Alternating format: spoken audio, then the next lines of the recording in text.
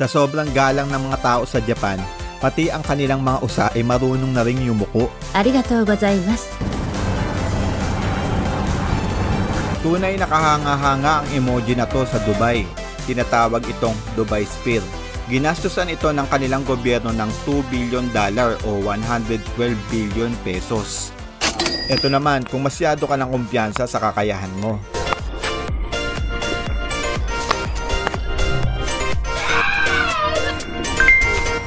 Nice. Ito ang memory void ng Berlin.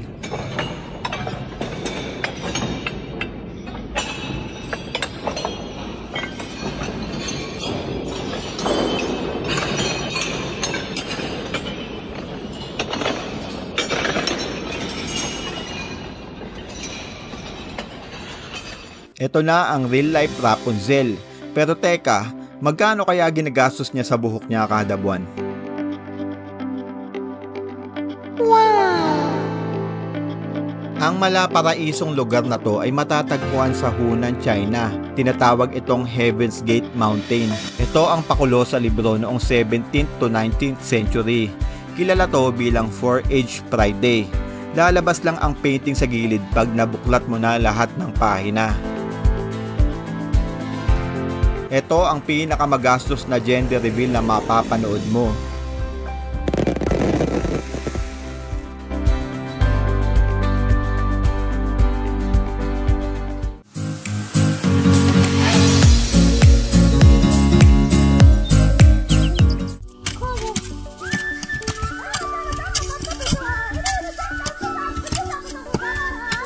Kumpleto ang kabataan mo kung naranasan mong maglakad noon gamit ang saklay na halos mas mataas pa sa'yo.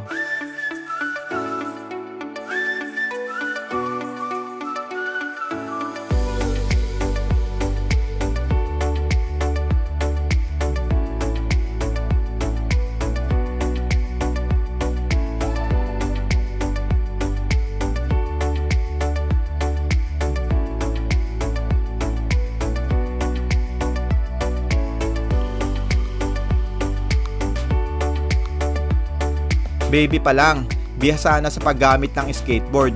Paano pa kaya pag lumaki na yan?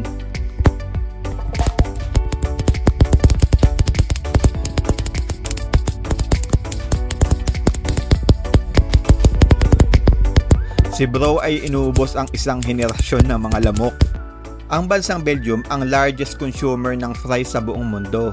Kaya naman, kung ano-ano na lang naiisip nilang paraan para iproseso ang paborito nilang merienda. Voila, 10 kilo of fries without any effort. 10 kilos!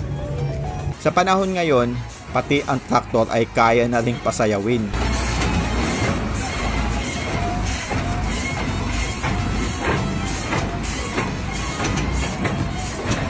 Ang galing! Ang galing! Ito ang Almsgiving ceremony ng Thailand. Sa tuwing makikita ng bata ang mga monghe, naghahandog sila sa pari ng food offerings.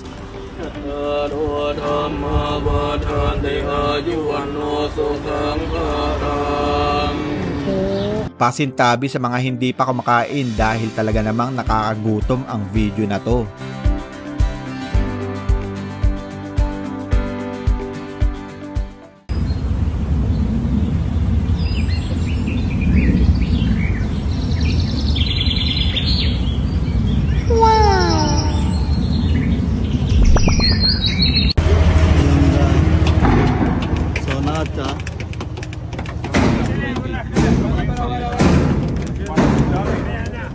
Sa Saudi, ganito chinecheck ng mga nagbabuy and sell ang wasak na sasakyan kung ito pa ba'y pwedeng mapakinabangan o hindi na.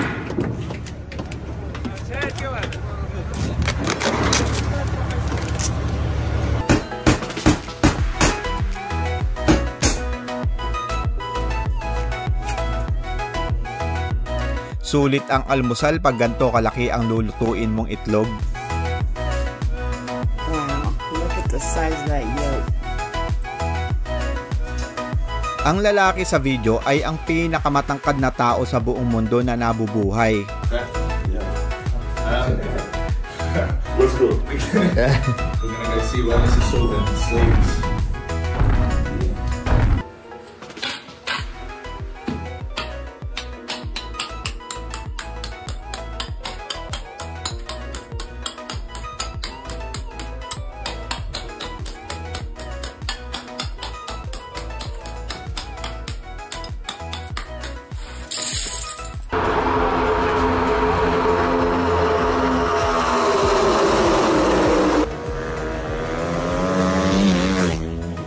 Ganto niluluto ang tinapay sa ibang bansa.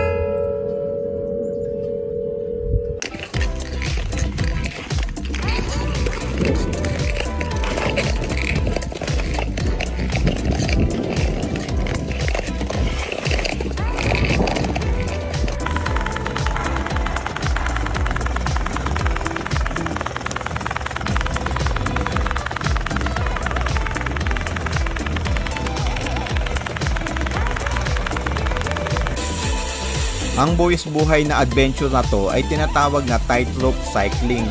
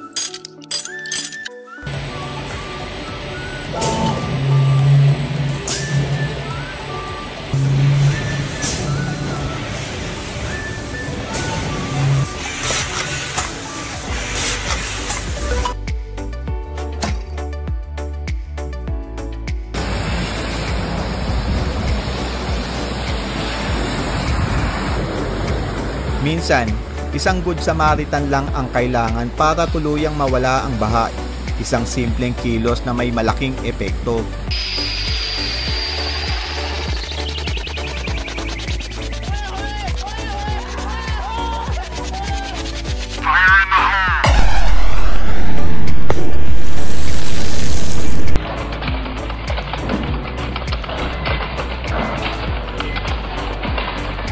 Kung ganito ka kabilis magkwenta, sigurado ako na mataas ang level ng iyong skill sa math. Kung gusto mong makaiwas sa road rage, ito ang dapat mong ikabit sa likod ng iyong sasakyan.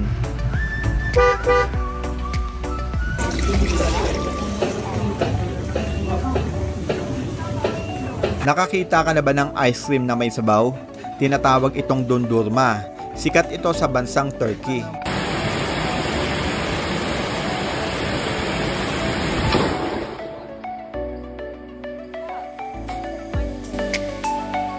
Walang tatalo sa gantong food trip, barbecue feast, tawanan with barkada at kwentuhan kasama ang pamilya.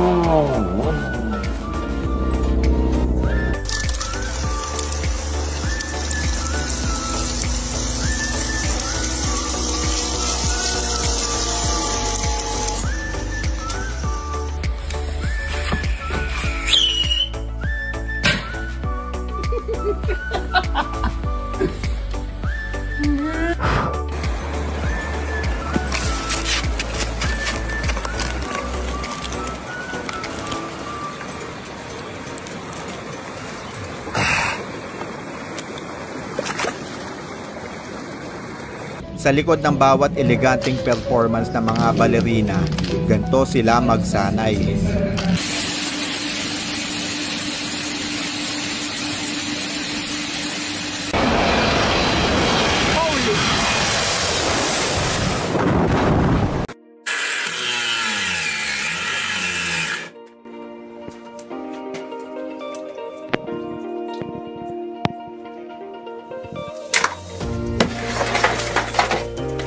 Ça marche.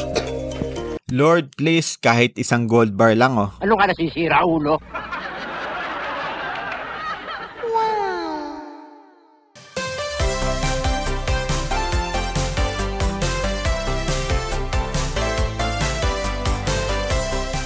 Perpektong halimbawa na kung gusto, maraming paraan.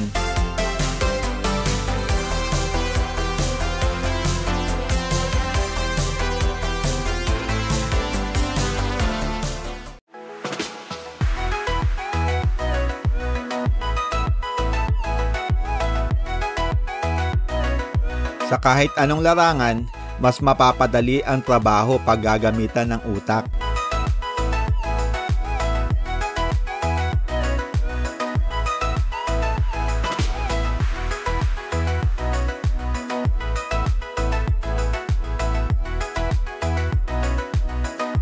Kung nakapunta ka na sa Middle East, sigurado, isa ang roti sa paborito mo.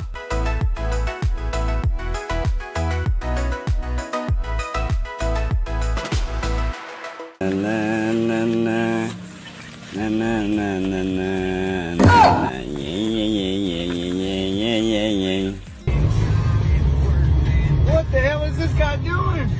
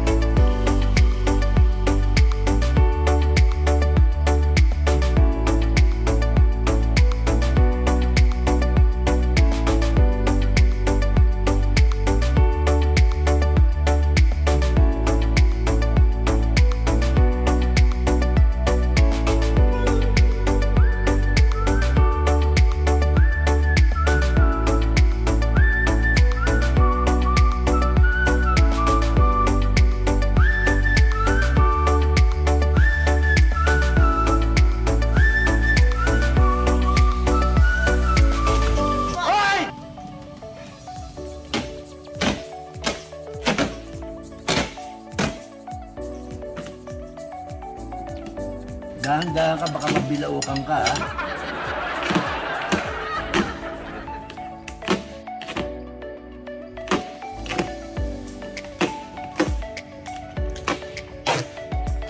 Mapapasana all ka na lang talaga sa keso na nilalagay sa pandikeso ng ibang bansa.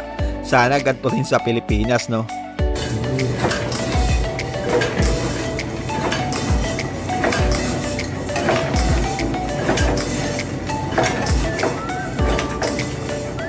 Minsan, may mga bagay talaga na mahirap maintindihan.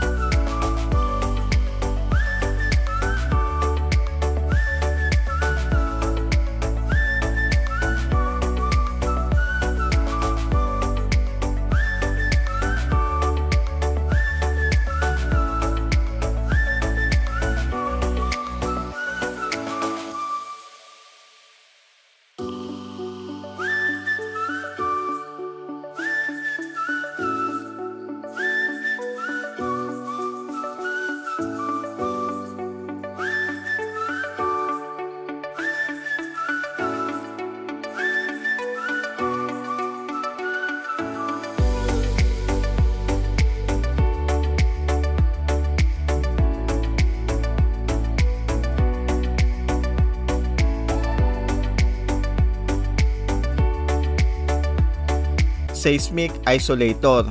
Ito ang structural design ng mga bahay sa Japan upang labanan ang lindol.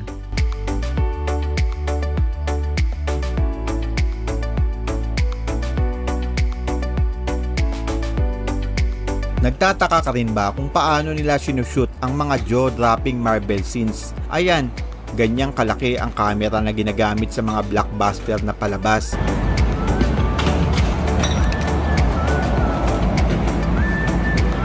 Spider-Man talaga saan-saan umaakyat.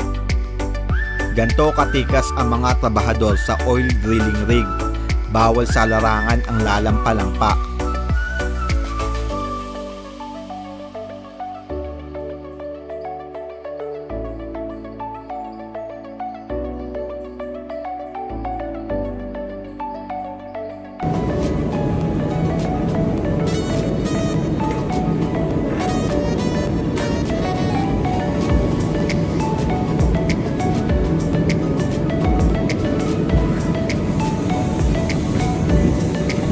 Dapat maagap ka pag may baha dahil ganto kabilis tumaas ang tubig.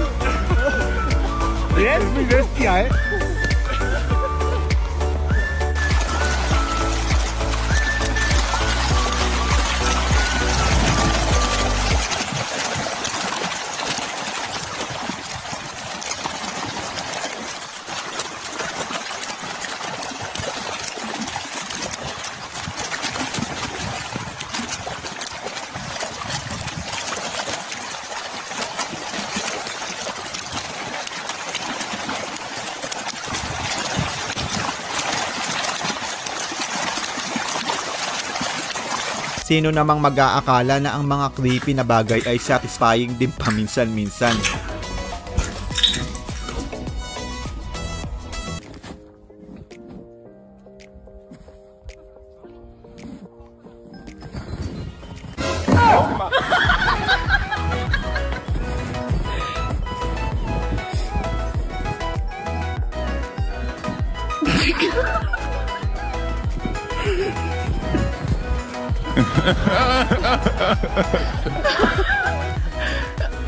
Panoorin kung paano gumawa ang swimmer na to ng perfect bubble ring.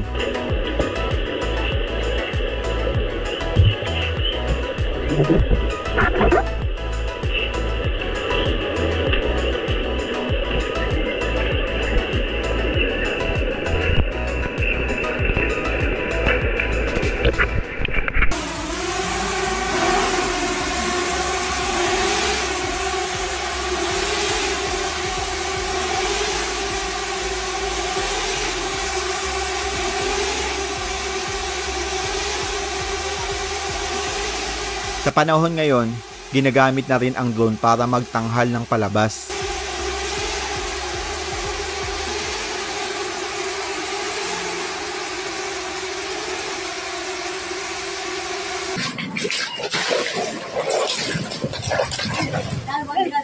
Ano sa tingin mo ang laman ng kanilang truck? Siret?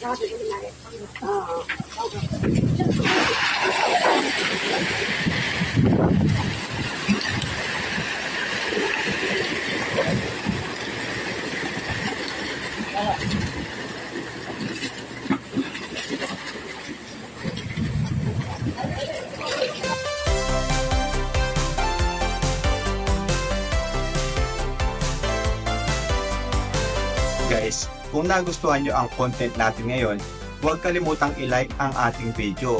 Salamat sa panonood at kita-kits sa susunod na upload.